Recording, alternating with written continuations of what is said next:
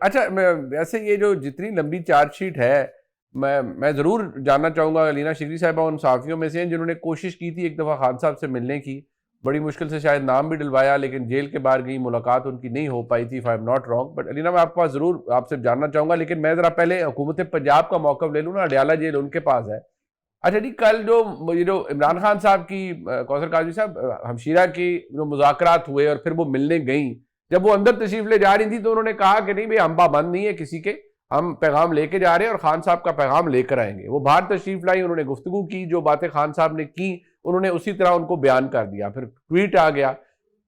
चले वो और बात है, लेकिन वो ये एक बुनियादी हक है, और पूरी आपकी और तहरीक इंसाफ की जो ताल्लुकात वैसे ही चले नहीं, लेकिन एटलीस्ट कम से कम इस हद तक तो हो कि एक कैदी से उसके घर वाले मिल सके, वकला मिल सके, पार्टी के लोग मिल सके, लेकिन आप तो कोई जरा सा भी स्पेस नहीं दे रहे तहरीक इंसाफ को इस मामले में। बिस्मिल्लाहिर्रहमानिर्रहीम, अल्लाहुम्मा सल्ली अला मुहम्मदिन व आले मोहम्मद। मुनीब, मसला ये है कि मैं अभी, मेरे भाई शौकत आए ना, तो मैंने आगे हाथ नहीं किया, ऊंचा सलाम किया इनको, क्योंकि पार्टी में सियासी रवादारी नहीं है। आप एनडीयू में जाते हैं, इनके लोग तो खान साहब क्या फरमाते हैं उनके हवाले से, ये मीर जाफर मीर सादिक हैं, ये उन लोगों के पास जा रहे हैं जो हमें मारते हैं, हम पे जुल्म करते हैं, हम पे जबर करते हैं। अच्छा, बगैर किसी दलील के, बगैर किसी सबूत के इल्जाम लगाते हुए 1 मिनट नहीं लगाते। अभी एक ये बयानिया बनाया जा रहा है कि इमरान खान साहब से जो मुलाकात करके आएंगे वो बात क्यों नहीं करेंगे जी, एक सियासतदान से मिलके सियासी बातें होती हैं। हम तो ये कहते हैं सियासी बातें हो भाई, एक लीडर जो खुद को कहता है मैं कौम के लिए अंदर हूं, भूल जाए 190 मिलियन पाउंड की एक अजीम, एक बड़ी चोरी को। उनका यह दावा है कि मैं अवाम के लिए जेल के अंदर हूं, और इनके लोग कहते हैं जब चाहे खान साहब बाहर आ सकते हैं। मतलब इस किस्म के बयानिए के साथ अब सियासी बात करें ना, आप कहें अपने चीफ मिनिस्टर को भाई ये जो मैंने अपना प्रेसिडेंट बनाया हुआ है, पीटीआई का चेयरमैन बनाया हुआ है, जो लोग पार्टी के ओहदेदारान हैं इनको काम करने दें। आप चीफ एग्जीक्यूटिव हैं एक सूबे के, उसकी तरफ तवज्जो दें। मैं नहीं देखना चाहता अपने बच्चों को, केपी के बच्चों को पंजाब की सड़कों पे गाड़ियों के शीशे साफ करते हुए, मैं नहीं देखना चाहता उनको होटल में चाय के कप उठाते हुए, मैं नहीं देखना चाहता केपी के मरीज पंजाब का रुख करें, मैं नहीं चाहता वहां के स्टूडेंट्स जो है पंजाब के जो तालीमी दरसगाहें हैं उनमें नजर आए। फिर तो मजे की बात है ना, ये तो सियासी बातें हैं। लेकिन आप मुस्बत बातें चाहते हैं खान साहब से, आपकी बहन बाहर निकलती है, वो उस फील्ड मार्शल को जहनी मरीज करार देती है जिसको पूरी दुनिया इज्जत व वकार से देख रही है। जब अमन अमान का मसला बनाएंगे, जब अवाम की जानो इमलाक का तहफ्फुज़ रियासत यकीनी बनाएगी, और आप अपने लोगों को इश्तिहार देंगे कि वो जो फ्रंट फुट पे खेलेगा, वो जो इंतशार फैलाएगा, वो जो जिसमें अग्रेशन होगा रियासती इदारों के खिलाफ, वो मुझे कबूल है।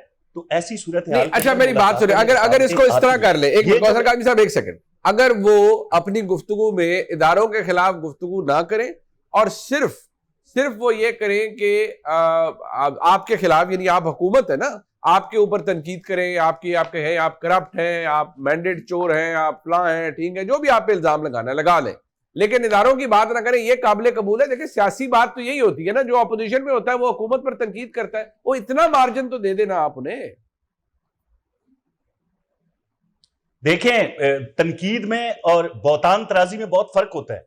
जो मवाद निकलता है ना एक दूसरे के खिलाफ, आपकी जो हमशीरे हैं उनके इंटरव्यू को बेस करके इंडियन चैनल जो हैं वो पाकिस्तान के खिलाफ जहर उगलना शुरू करते हैं।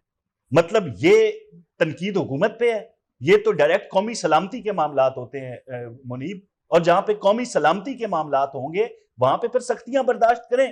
क्योंकि मैं हमेशा कहता हूं कि सियासी रवादारी इनमें नहीं है, ये दीगर पार्टियों को हाथ में लाना नहीं चाहते, ये इंतहा पसंद किस्म की एक सियासी जमात है जिसकी सोच ऐसी है कि बस हम हैं, इसके अलावा हमें कोई नजर नहीं आता। हुकूमत को हम नहीं मानते, पीएम को हम नहीं मानते, प्रेसिडेंट को हम नहीं मानते। ये 17 सीटों वाली हुकूमत है, और आज तक ये नहीं बता सके कि ये 17 सीटों वाला फिगर कहां से आया। वो जो हल्के खोलने की बात करते हैं, मैं हमेशा याद करवाता हूं कि खान साहब ये कह चुके, भाई ये मेरे सियासी बयानात होते हैं, ये 35 पंक्चर और ये भी बाद में यही करेंगे। लेकिन अब ये हमसे ज्यादा अपना नुकसान कर रहे हैं, इस तरह की जुबान इस्तेमाल करते हैं। यार, कौन जो एक साबिक वजीर आजम की जुबान और बयानात ऐसे होते हैं कि एक तरफ कहें मैं कौम की खातिर, मुल्क की खातिर जेल में हूं, और मुल्क का सत्यानाश करें अपने अल्फाज से, तो मुनीब ऐसा नहीं हो। मतलब अल्फाज की दुरुस्तगी हो रही है ना। साहब, मुझे वैसे आपने शफकत साहब की बात भी सुनी, और कौसर काजमी साहब की, वो हुकूमत है। मुझे तो लगता है कि देखिए ये तो बड़ा आम सी बात है, बहतान भी सियासत में तराशे जाते हैं, इल्जामात भी लगते हैं, तनकीद भी होती है, लेकिन मुझे लगता है ज्यादा प्रॉब्लम तब होता है हुकूमत को भी जब इदारों के ऊपर या बड़ी फोकस किस्म की जो तनकीद है वो पाकिस्तान की जो मुसल्लह अफवाज के सरबराह हैं उनके हवाले से की जाती है। जाहिर बात है उस पर रिएक्शन भी आता है, उस पर एतराज भी आता है, और वो नहीं भी होनी चाहिए। बट क्या आपको लगता है कि यहाँ थोड़ा सा एडजस्टमेंट अगर पीटीआई करे और सिर्फ हुकूमत तक या सियासी बयानबाजी तक रहे तो मामलात बेहतर हो सकते हैं? अफरीदी साहब भी मिल सकते हैं, हमशीरा भी मिल सकती हैं, तो हालात बेहतर हो सकते हैं या नहीं? ये हमें लगता है कि ये भी सोल्यूशन नहीं थी।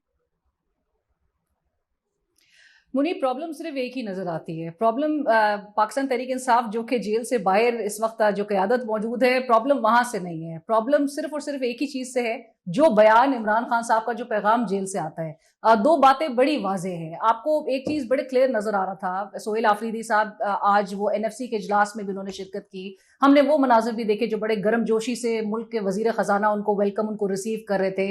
एक वो बड़ा एक वार्मली हैंड शेक भी, उस पर बड़ी बहस मुबाहिसे हो रहे हैं इस मुल्क में। एक अच्छा हमें एक सिनारियो नजर आ रहा था, सब कुछ असलूबी से बैठे। लेकिन साइमल्टेनियसली हम देख रहे हैं कि इंसदाद दहशतगर्दी की अदालत में उसी वजीर आला के खिलाफ जो है वो इश्तिहारी करार देने के लिए कार्रवाई का आगाज भी हो जाता है। ये मामला ऑल्दो कि हमें वो वजीर आला ओवर द टाइम हमें टोन डाउन भी, इस हफ्ते तो स्पेशली हमें सोहेल आफरीदी साहब की तरफ से, अगरचे वो आपको पता है कि मंगल के रोज उन्होंने इस्लामाबाद हाई कोर्ट के बाहर वो दफा 144 होने के बावजूद भी वो एहतजाज जरूर किया, लेकिन आज भी उनकी मुलाकात नहीं हो सकी और वो वापस वहां से चले गए, जो बताया जा रहा है अब तक की खबरें जो कि आ रही हैं। कोई हमें धरना या कोई हमें एक प्रोलॉन्ग प्रोटेस्ट हमें उस तरह से नजर नहीं आ रहा। दूसरी तरफ इमरान खान साहब हैं जिनका मौकिफ, जो एस्टैब्लिशमेंट मुखालिफ मौकिफ है उनका, उसमें हमें एक दर्जे का भी कोई किसी किस्म का फर्क या कोई लर्जिश हमें नजर नहीं आती।